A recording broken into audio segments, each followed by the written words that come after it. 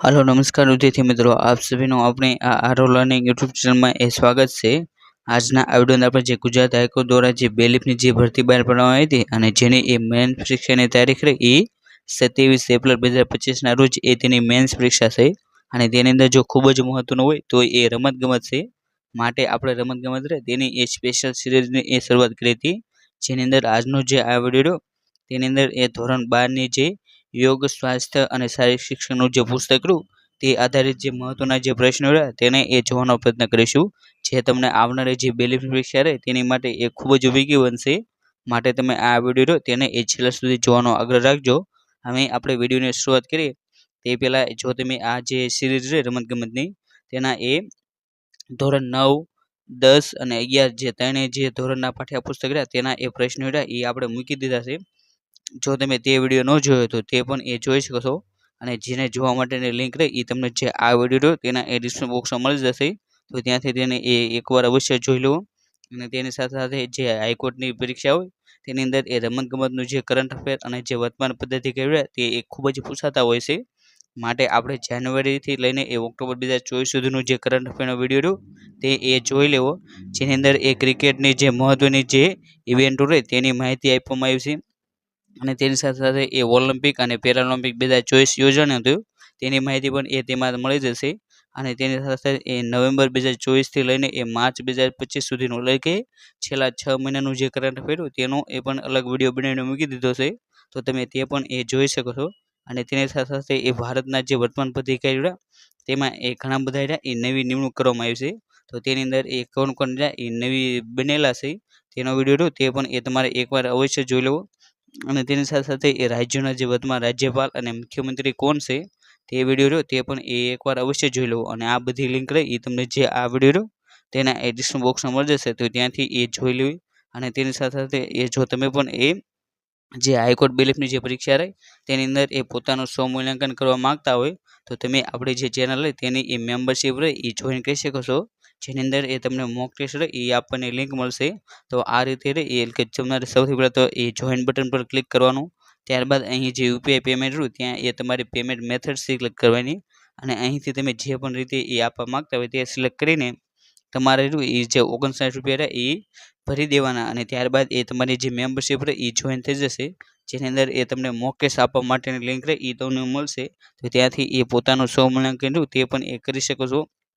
અને અમે આપણે વિડીયોની શરૂઆત કરીએ તે પહેલાં એ જે ધોરણ 12 નું જે યોગ સ્વાસ્થ્ય અને શારીરિક શિક્ષણનું જે પુસ્તક રહ્યું તેની અંદર જે મહત્વની જે ગેમ રહી તેની એ અનુક્રમિકાની વાત કરીએ, જેની અંદર એ પહેલું ચેપ્ટર રહ્યું એ વ્યક્તિગત સ્વાસ્થ્ય છે, બીજું વાતાવરણીય સ્વાસ્થ્ય, ત્રીજું ખોરાક અને પોષણ, ચોથું રોગનું નિયંત્રણ, પાંચમું વ્યસન, છઠ્ઠું દોડ જેની અંદર એ મેરેથોન દોડ રહી અને હાફ મેરેથોન દોડ તેનો એ સમાવેશ કરવામાં આવ્યો છે, સાતમું જે વાંસકૂદ અને પોલ વોલ્ટ, આઠમું હથોડા ફેંક, નવમું ક્રિકેટ, 10મું બાસ્કેટબોલ, 11મું ચેપ્ટર જે ખોખો છે, 12મું ચેપ્ટર જે બેડમિન્ટન છે। આ 12 ચેપ્ટરનો અભ્યાસ રહ્યો એ આપણે જે આ ચેપ્ટર આ વિડીયો રહ્યો તેની અંદર એ કરીશું।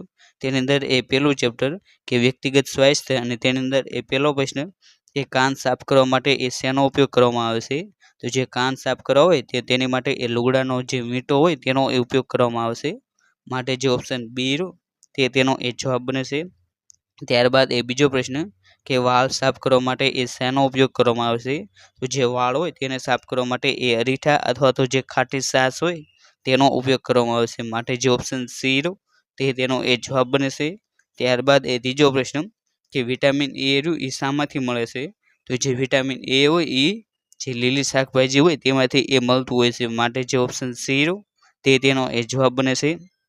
ત્યારબાદ એ ચોથો પ્રશ્ન કે 4 થી 12 વર્ષના બાળકોની એ ઊંઘ રહે એ કેટલા કલાકની હોય છે, તો જે 4 થી 12 વર્ષના જે બાળકો હોય છે તેમની ઊંઘ રહે એ 10 થી 12 કલાકની હોય છે, માટે જે ઓપ્શન સી રહ્યો તેનો એ જવાબ બને છે। અને જો આપણે વિવિધ ઉંમરોના જે બાળકો હોય તેમની ઊંઘ રહે એ કેટલી હોય તેની વાત કરીએ, જેની અંદર જે નવજાત બાળક હોય એટલે જે તરત જન્મેલું જે બાળક હોય તેની એ ઊંઘ રહે એ 14 થી 16 કલાકની હોય છે, જ્યારે 4 થી 12 વર્ષના જે બાળકો હોય તેમની ઊંઘ એ 10 થી 12 વર્ષની હોય છે, જ્યારે જે યુવાનો હોય એટલે કે જે 18 વર્ષથી જે 50 વર્ષ આજુબાજુના તેમની ઊંઘ રહે એ 8 થી 9 કલાકની હોય છે, જ્યારે જે પ્રૌઢ હોય એટલે કે જે 50 વર્ષ ઉપર વીઆઈ ગયા હોય તેમની ઉંમર એ 6 થી 8 કલાકની હોય છે.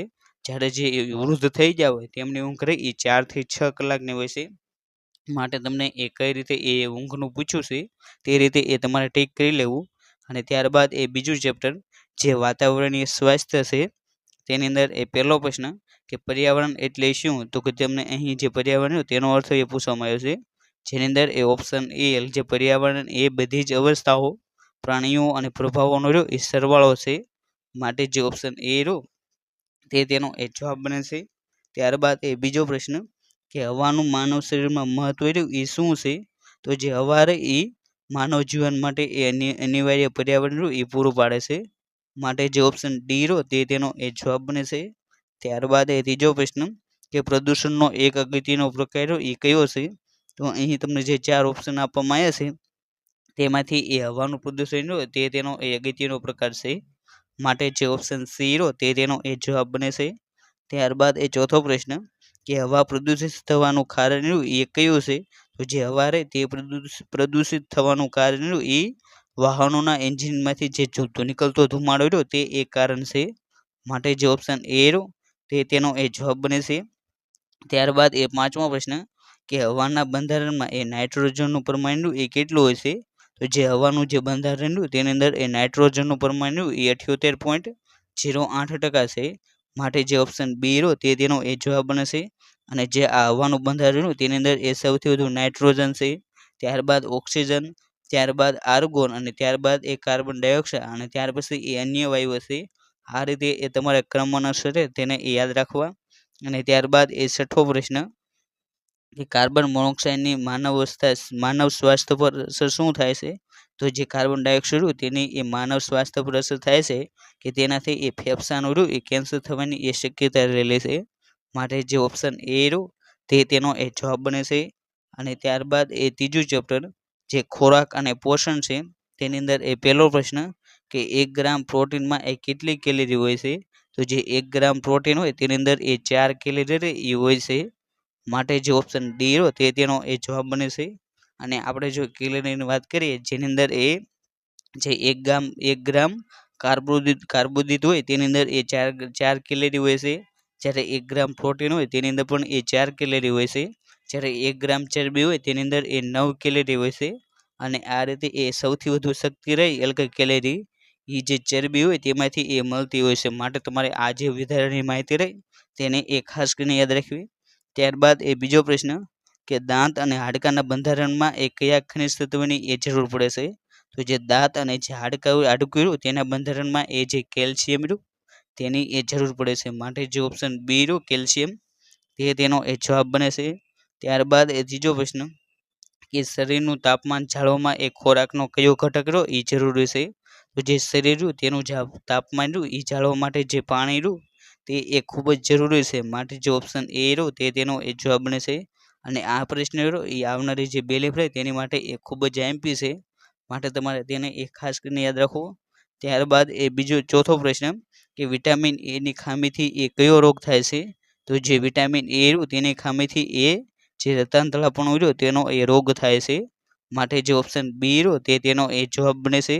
ત્યારબાદ એ પાંચમો પ્રશ્ન કે વિટામિન બી ની ખામીથી એ કયો રોગ થાય છે, તો જે વિટામિન બી રહ્યું તેની ખામીથી એ જે બેરી રોગ રહ્યો તે એ થતો હોય છે. માટે જે ઓપ્શન એ રહ્યો બેરી તે તેનો એ જવાબ બને છે. ત્યારબાદ આપણે જે આ વિટામિન રહ્યા તેનાથી એ કયા રોગ થાય છે તેની વાત કરીએ જેની અંદર એ વિટામિન એ ની ખામી રહે તેનાથી એ રતાંતળાપણું, વિટામિન બી થી બેરાબેરી, વિટામિન સી થી જે સ્કર્વી રોગ રહ્યો તે એ થતો હોય છે. જ્યારે વિટામિન ડી રહ્યો તેનાથી એ જે સુક્તાન રોગ રહ્યો તે એ થતો હોય છે.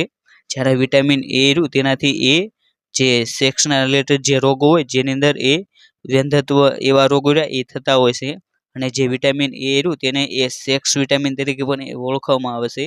જ્યારે વિટામિન કે રહ્યું તેનાથી એ જે રક્તસ્રાવ હોય તેના રોગ રહ્યા એ થતા હોય છે.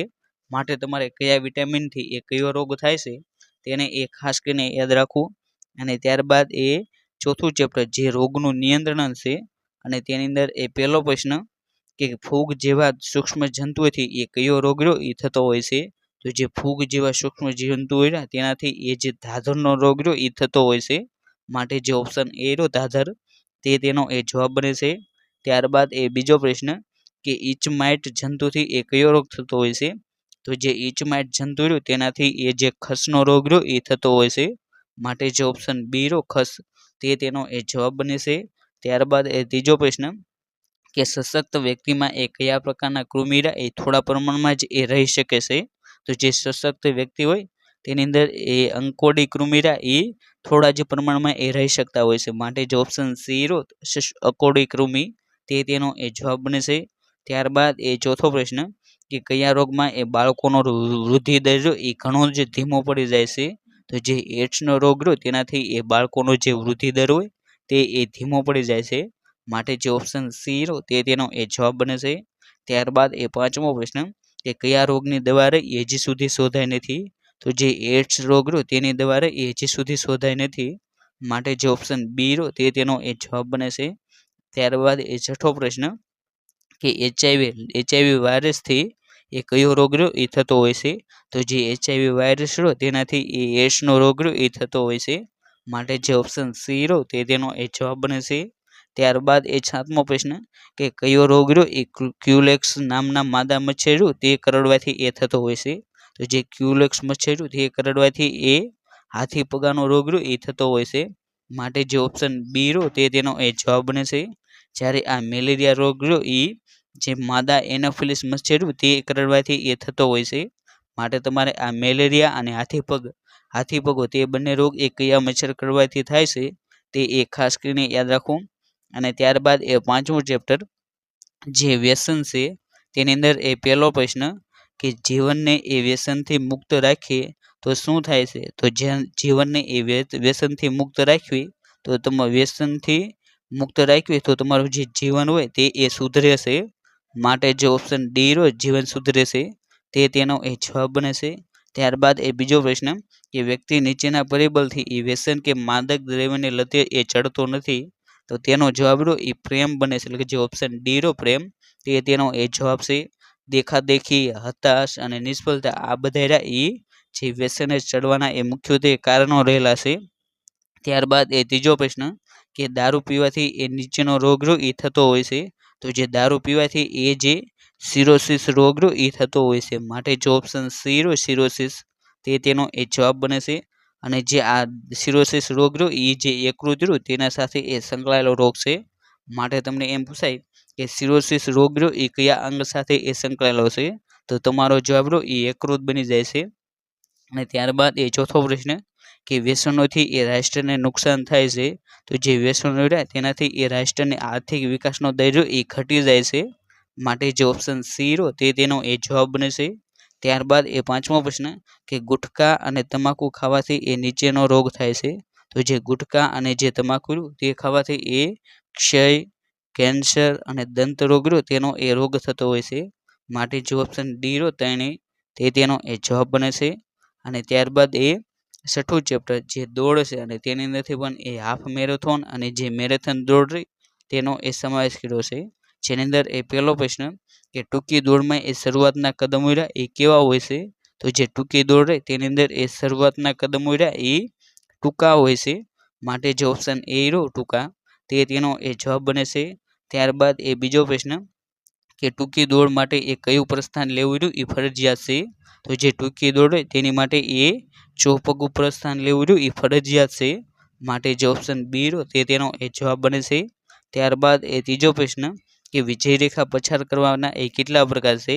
તો જે વિજય રેખા રહે તેને પસાર કરવાના એ મુખ્યત્વે 3 પ્રકાર છે, એટલે કે જે ઓપ્શન સી રહ્યો 3 તે તેનો એ જવાબ બને છે. ત્યારબાદ આપણે જે આ દોડ રહે તેની અંદર જે મેરેથોન દોડ હોય તેની એ વધારાની માહિતી જોઈ, જેની અંદર આ મેરેથોન દોડ હોય તેનું અંતર રહ્યું એ 42.195 કિમી હોય છે, અને જેને આપણે માઇલમાં ગણવી તો એ 26 માઇલ થતું હોય છે, અને એની અંદર વારમાં ગણવી તો 385 વાર એ થતું હોય છે, માટે એ જે મેરેથોન હોય તેનું અંતર રહ્યું એ 42.195 કિમી અથવા તો 26 માઇલ અથવા તો 385 વાર, આ ત્રણમાંથી તમને જે પણ ઓપ્શનમાં આપ્યું હોય તે તમારે એ ટીક કરવું. અને જો આપણે હાફ મેરેથોનની વાત કરીએ તો તેનું અંતર રહ્યું એ 21.0975 કિમી રહ્યું એ તેનું અંતર હોય છે, માટે તમારે આ મેરેથોન અને હાફ મેરેથોનનું એ અંતર રહ્યું તેને એ ખાસ કરીને યાદ રાખવું. અને ત્યારબાદ આપણે વિડીયોને આગળ વધારવી તે પહેલાં જો તમે રમતગમતની જે સિરીઝ રહી તેના એ બીજા એપિસોડ ન જોયા હોય તો તેને પણ એકવાર અવશ્ય જોઈ લેવા, જેની અંદર યોગ, ખોખો, ટેબલ ટેનિસ, હોકી એવી જે વિવિધ રમતો રહી તેના વિડીયો એ મૂકી દીધા છે. તેની સાથે સાથે એ વિવિધ રમતોમાં સૌપ્રથમ અર્જુન એવોર્ડ મેળવનાર ખેલાડી એ કોણ હતો તેમાંથી પણ એ પ્રશ્ન પૂછાતા હોય છે, તો તમારે તે વિડીયો પણ જોઈ લેવો. અને તેની સાથે સાથે આવનારી પરીક્ષા રહે તેની માટે ખૂબ જ મહત્વના અને બીજા 24ની જે પરીક્ષા રહે તેની અંદર પૂછેલા રમતગમતના વિડીયો રહે તેને પણ જોઈ લેવા. અને આ બધા વિડીયો જોવાની લિંક રહી એ તમને જે આ વિડીયો તેના ડિસ્ક્રિપ્શન બોક્સમાં મળી જશે, તો ત્યાંથી તેને એકવાર અવશ્ય જોઈ લેવા. અને ત્યારબાદ 7મું ચેપ્ટર જે વાંસકૂદ છે, જેને પોલ વોલ્ટ તરીકે પણ ઓળખવામાં આવશે. અને તેની અંદર પહેલો પ્રશ્ન કે વાંસકૂદની સ્પર્ધા રહી એ કયા વિશ્વ ઓલિમ્પિક રમોત્સવ રહ્યો ત્યાંથી શરૂઆત થઈ હતી. તો જે આ પહેલો પ્રશ્ન રહ્યો તેની અંદર ઓપ્શન એ જે 1896 રહ્યો ત્યારથી આ જે વાંસકૂદ રહે એ ઓલિમ્પિકમાં સમાવેશ થયેલો છે, માટે જે ઓપ્શન એ રહ્યો તેનો જવાબ છે. અને 1896માં જે ઓલિમ્પિકનું આયોજન રહ્યું એ ગ્રીસની રાજધાની જે એથેન્સ તે ખાતે કરવામાં આવી હતી, માટે તમારે તેની માહિતી રહે એ ખાસ કરીને યાદ રાખવી. ત્યારબાદ બીજો પ્રશ્ન કે વાંસ વહનની પદ્ધતિઓ રહે એ કેટલી છે, તો જે વાંસ વહન રહ્યું તેની કુલ પદ્ધતિઓ રહે એ 3 છે, માટે જે ઓપ્શન બી રહ્યો 3 તે તેનો જવાબ બનશે. ત્યારબાદ ત્રીજો પ્રશ્ન કે વાંસકૂદમાં આગમ દોડની કદમ યોજનાઓ સામાન્ય રીતે કેટલી હોય છે, તો જે વાંસકૂદ રહે તેની અંદર આગમ દોડ માટેની જે કદમ યોજના રહી તે સામાન્ય રીતે 3 હોય છે, માટે જે ઓપ્શન બી રહ્યો 3 તે તેનો જવાબ બનશે. ત્યારબાદ ચોથો પ્રશ્ન કે વાંસકૂદમાં આગમ દોડની યોજનાઓના પ્રથમ તબક્કામાં કદમોની ગતિ રહી એ કેટલી હોય છે, તો જે ચોથો પ્રશ્ન રહ્યો તેની અંદર ઓપ્શન બી જે 1/2 રહ્યું તે તેનો જવાબ બનશે. ત્યારબાદ પાંચમો પ્રશ્ન કે વાંસકૂદમાં આગમ દોડની કેટલા કદમની યોજના રહે એ ઝડપી ગતિએ દોડનાર ખેલાડીઓ માટે વધારે અનુકૂળ હોય છે, તો જે પાંચમો પ્રશ્ન રહ્યો તેની અંદર ઓપ્શન એ જે 16 કદમની યોજના રહી તે તેનો જવાબ બનશે. અને ત્યારબાદ 8મો ચેપ્ટર જે હથોડા ફેંક છે અને તેને અંગ્રેજીમાં હેમર થ્રો તરીકે ઓળખવામાં આવે છે. અને તેની અંદર પહેલો પ્રશ્ન કે હથોડા ફેંકના મેદાનનો વ્યાસ કેટલા મીટર હોય છે, તો જે હથોડા ફેંકનું જે મેદાન હોય તેનો વ્યાસ 2.135 મીટરનો હોય છે, માટે જે ઓપ્શન બી રહ્યો તે તેનો જવાબ બનશે. ત્યારબાદ બીજો પ્રશ્ન કે હથોડા ફેંકમાં પ્રથમ આવનાર ખેલાડીને કુલ કેટલી તક મળે છે, તો જે હથોડા ફેંક રહે તેની અંદર પ્રથમ આવનાર ક્રમે તેને 6 તક રહે એ મળતી હોય છે, માટે જે ઓપ્શન એ રહ્યો 6 તે તેનો જવાબ બનશે. અને જે આ હથોડા ફેંક, બરછી ફેંક હોય તેની અંદર જો ખેલાડીઓની સંખ્યા 6 થી ઓછી હોય તો તેની અંદર દરેક ખેલાડી રહે તેમને 6 તક મળતી હોય છે, પરંતુ જો તે ખેલાડીની સંખ્યા રહે એ 6 થી વધી જાય તો દરેક ખેલાડી 6 થી વધી જાય એટલે કે જે ઝાઝા હોય તો તેમને સૌથી પહેલાં તો જે 3 તક રહી એ આપવામાં આવતી હોય છે. અને તેમાંથી ટોપ 8 તેમને પસંદગી કરવામાં આવશે, અને જે ટોપ 8 આવ્યા તેમને વધારાની 3 તક રહી એ આપવામાં આવતી હોય છે, માટે તમારે આ માહિતી રહે તેને ખાસ કરીને યાદ રાખવી. ત્યારબાદ ત્રીજો પ્રશ્ન કે હથોડા ફેંકમાં મેદાનની રીંગ હોય તેની જાડાઈ એ કેટલી હોય છે, તો હથોડા ફેંકમાં જે મેદાન માટે જે રીંગ લગાડવામાં આવશે તેની જાડાઈ એ 5 મીમીની હોય છે, માટે જે ઓપ્શન સી રહ્યો 5 મીમી તે તેનો જવાબ બનશે. અને ત્યારબાદ ચોથો પ્રશ્ન કે હથોડા ફેંકની સ્પર્ધામાં ભાઈઓ માટે વપરાતો જે હથોડો રહ્યો તેનું વજન કેટલા કિલોનો હોય છે, તો ભાઈઓ માટે જે હથોડા વપરાય તેનું વજન રહ્યું એ 7.265 કિલોથી 7.285 કિમી સુધી હોય છે, માટે અહીં જે ઓપ્શન એ રહ્યો 7.265 કિગ્રા તે તેનો જવાબ બને છે. જ્યારે આપણે બહેનોના હથોડાની વાત કરીએ તો તેમનો હથોડો રહ્યો એ 4 કિલોથી લઈને 4.025 કિલો સુધી તેમનું વજન હોય છે, માટે તમને કઈ રીતે પૂછ્યું છે તે ખાસ કરીને યાદ રાખવું. અને ત્યારબાદ નવમું ચેપ્ટર જે ક્રિકેટ છે અને તેની અંદર પહેલો પ્રશ્ન કે નો બોલ નાખનાર ટુકડીના સામા પક્ષને કેટલા રન આપવામાં આવશે, તો જે નો બોલ નાખનાર હોય તે નાખનાર ટુકડીના સામા પક્ષને 1 રન વધારાનો આપવામાં આવતો હોય છે, માટે જે ઓપ્શન સી રહ્યો 1 રન તે તેનો એ જવાબ બને છે. ત્યારબાદ એ બીજો પ્રશ્ન કે ક્રિકેટની એક ટુકડીમાં એ કેટલા ખેલાડીઓ એ પસંદ કરવામાં આવશે. તો જે ક્રિકેટની એક ટુકડી રહે તેની અંદર એ 16 ખેલાડીઓ એ પસંદ કરવામાં આવતા હોય છે. માટે જે ઓપ્શન ડી 16 તે તેનો એ જવાબ બને છે. અને જે આ 16 ખેલાડીઓ પસંદ થયા ત્યાંથી એ જે 12ની ટુકડી હોય એ જાહેર કરવામાં આવશે. અને જે આ 12 ટુકડી જાહેર કરી તેમાંથી એ 11 ખેલાડીઓ એ મેદાન ઉપર એ રમવા ઉતરતા હોય છે. અને જે 12મો ખેલાડી એ અવેજી તરીકે એ સ્થાન લેતો હોય છે. અને આ 12મો ખેલાડી તેને એ માત્ર ફિલ્ડિંગ ભરવાનો જ એ અધિકાર હોય છે. તે બોલિંગ, બેટિંગ અથવા તો વિકેટ કીપરિંગ એ કરી શકતો નથી. માટે તમારે આ જે વધારાની માહિતી રહે તેને એ ખાસ કરીને યાદ રાખવી. ત્યારબાદ એ ત્રીજો પ્રશ્ન કે ટેસ્ટ મેચ દરમિયાન એ બંને ટીમને એ કેટલી ઇનિંગ રહી એ રમવાની તક આપવામાં આવશે. તો જે ટેસ્ટ મેચ રહી તે દરમિયાન એ બંને ટીમને એ 2-2 તક રહી એ આપવામાં આવતી હોય છે. માટે જે ઓપ્શન બી 2-2 તે તેનો એ જવાબ બને છે. ત્યારબાદ એ ચોથો પ્રશ્ન કે બેટ્સમેન એ રનઆઉટ એ ક્યારે ગણાય છે. તો જે બેટ્સમેન હોય એ રનઆઉટ ગણાય છે જ્યારે એ પોપિંગ ક્રીઝમાં એ તેનો બેટ સ્પર્શે તે પહેલા એ વિકેટ કીપરો એ બેલ્સ પાડી દે તો તેને એ રનઆઉટ કહેવામાં આવશે. માટે જે ઓપ્શન એ તે તેનો એ જવાબ બને છે. અને ત્યારબાદ એ 10મું ચેપ્ટર જે બાસ્કેટબોલ છે અને તેની અંદર એ પહેલો પ્રશ્ન કે બાસ્કેટબોલ રમતની શોધ રહી એ કયા વર્ષમાં થઈ હતી. તો જે બાસ્કેટબોલની રમત રહી તેની શોધ એ 1851માં થઈ હતી. પરંતુ અહીં તમને એક પણ ઓપ્શનમાં આપવામાં આવ્યું નથી. માટે અહીં તમામ ઓપ્શન એ ખોટા છે. એટલે કે જે ઓપ્શન બી 1851 તે તમારે એ યાદ રાખવો. ત્યારબાદ એ બીજો પ્રશ્ન કે બાસ્કેટબોલની રમતની શોધ કરનાર જે વ્યક્તિ તેનું નામ શું છે. તો તેનું નામ એ જેમ્સ નેસ્મિથ છે. માટે જે ઓપ્શન સી તે તેનો એ જવાબ બને છે. ત્યારબાદ એ ત્રીજો પ્રશ્ન કે બાસ્કેટબોલ રમતના આંતરરાષ્ટ્રીય નિયમો એ કયા વર્ષમાં એ બહાર પાડવામાં આવ્યા હતા. તો જે બાસ્કેટબોલની રમત રહે તેની માટેના એ આંતરરાષ્ટ્રીય નિયમો એ 1894માં એ બહાર પાડવામાં આવ્યા હતા. માટે જે ઓપ્શન સી તે તેનો એ જવાબ બને છે. ત્યારબાદ એ ચોથો પ્રશ્ન કે પ્રથમ વર્લ્ડ બાસ્કેટબોલ ચેમ્પિયનશિપ રહે એ ક્યાં યોજાઈ હતી. તો પ્રથમ વર્લ્ડ બાસ્કેટબોલ ચેમ્પિયનશિપ રહે તેનું આયોજન એ અમેરિકામાં થયું હતું. માટે જે ઓપ્શન ડી અમેરિકા તે તેનો એ જવાબ બને છે. ત્યારબાદ એ પાંચમો પ્રશ્ન કે આંતરરાષ્ટ્રીય બાસ્કેટબોલ ફેડરેશનની સ્થાપના રહી એ કયા વર્ષમાં કરવામાં આવી હતી. તો જે આંતરરાષ્ટ્રીય બાસ્કેટબોલ ફેડરેશન તેની સ્થાપના એ 1932માં કરવામાં આવી હતી. માટે જે ઓપ્શન બી તે તેનો એ જવાબ બને છે. ત્યારબાદ એ છઠ્ઠો પ્રશ્ન કે પુરુષો માટેની એ પ્રથમ આંતરરાષ્ટ્રીય સ્પર્ધા રહી એ કયા વર્ષમાં યોજાઈ હતી. તો પુરુષો માટેની એ પ્રથમ આંતરરાષ્ટ્રીય સ્પર્ધા રહી તેનું આયોજન એ 1936માં કરવામાં આવ્યું હતું. માટે જે ઓપ્શન એ 1936 તે તેનો એ જવાબ બને છે. અને જેનું આયોજન એ બર્લિન ઓલિમ્પિક જે 11મી હતી તેની અંદર એ તેનું આયોજન થયું હતું. જ્યારે પુરુષો માટેની જે સ્ત્રીઓ રહી તેમની માટેની એ પ્રથમ આંતરરાષ્ટ્રીય સ્પર્ધા રહી એ 1976માં જે મોન્ટ્રિયલ ઓલિમ્પિક હતી જે 21મી નંબરની તેની અંદર એ સ્ત્રીઓ રહી એમને પ્રથમ વખત ભાગ લીધો હતો. માટે તમારે તેને એ પણ યાદ રાખી લેવું. અને ત્યારબાદ એ સાતમો પ્રશ્ન કે ભારતમાં બાસ્કેટબોલ રમત રહી એ પ્રચલિત કરવાનો પ્રયત્ન એ કોણે કર્યો હતો.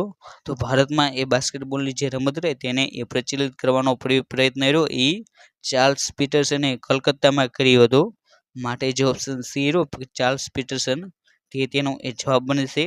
અને ત્યારબાદ એ આઠમો પ્રશ્ન કે બાસ્કેટબોલ ફેડરેશન ઓફ ઇન્ડિયા રહી તેની સ્થાપના એ કયા વર્ષમાં કરવામાં આવી હતી.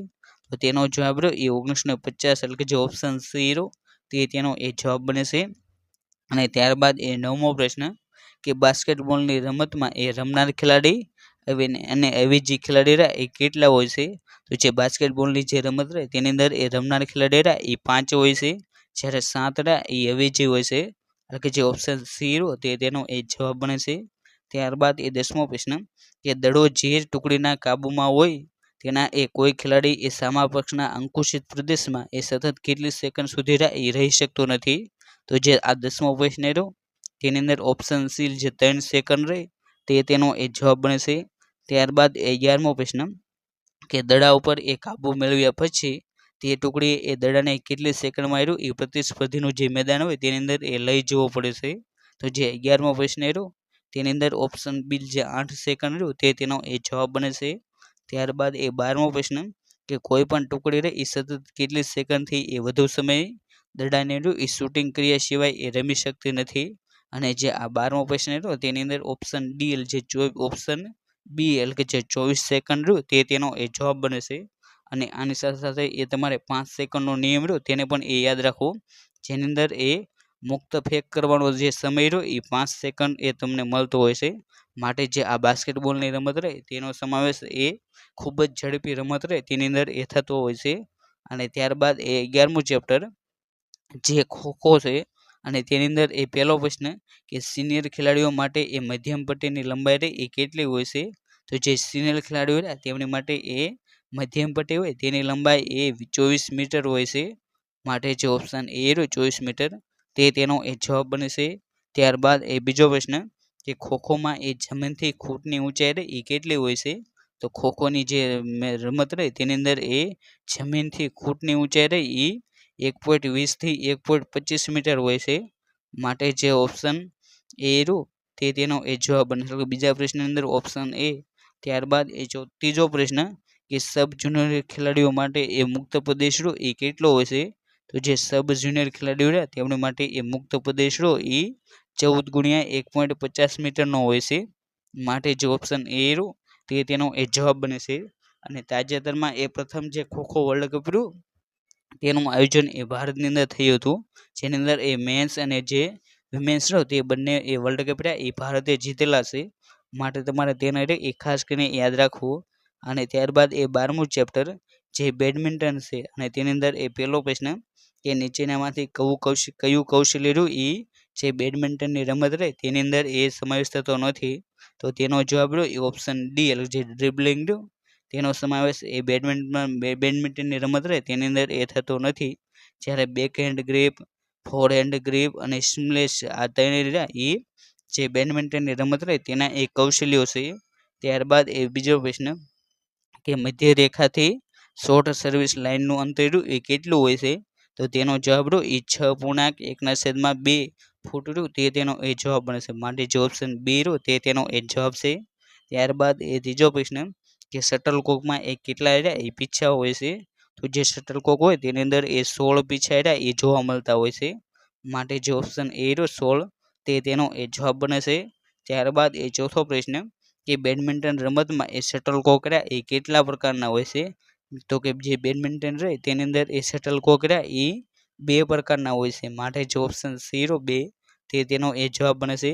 જેની અંદર એક જે શટલકોક હોય એ નાયલોનથી બનાવવામાં આવતું હોય છે, જ્યારે બીજું શટલકોક રહ્યું એ જે હંસ અથવા તો જે બતક રહ્યું તેના પીછામાંથી એ બનાવવામાં આવતું હોય છે. ત્યારબાદ એ 5મો પ્રશ્ન કે બેડમિન્ટન રમતમાં એક સેટ રહ્યો એ કેટલા પોઈન્ટનો હોય છે? તો બેડમિન્ટનની જે રમત રહે તેની અંદર એક સેટ રહ્યો એ 21 પોઈન્ટનો હોય છે. માટે જે ઓપ્શન એ રહ્યો 21 એ તેનો એ જવાબ બને છે. એટલે કે આજના જો આ વિડીયો રહ્યો તેની અંદર એ આપણે ધોરણ 12નું જે યોગ, સ્વાસ્થ્ય અને શારીરિક શિક્ષણનું જે પુસ્તક રહ્યું તેના આધારિત એ મહત્વના જે પ્રશ્નો હતા તેને એ જોવાનો પ્રયત્ન કરો.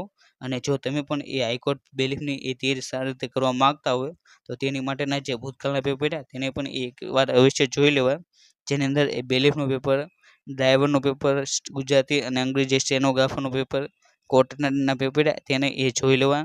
તેની સાથે સાથે એ હાઈકોર્ટ પટાવાળાના અને હાઈકોર્ટ બેલીફના જે ભૂતકાળના પેપર લેવાના, જેની અંદર એ પટાવાળાનું 12નું, 2012નું, 2014નું, 2016નું, 2019નું, 2023માં જે પેપર 1 અને પેપર 2 હતા તે, 2024માં જે પેપર કોર્ટ અટેન્ડરનું પેપર હતું તેને પણ એ જોઈ લેવા. અને તે બધા પેપર જોવાની લિંક રહી એ તમને જે આ વિડીયો રહ્યો તેના એ ડિસ્ક્રિપ્શન બોક્સમાં મળી જશે, ત્યાંથી એ જોઈ લેવા.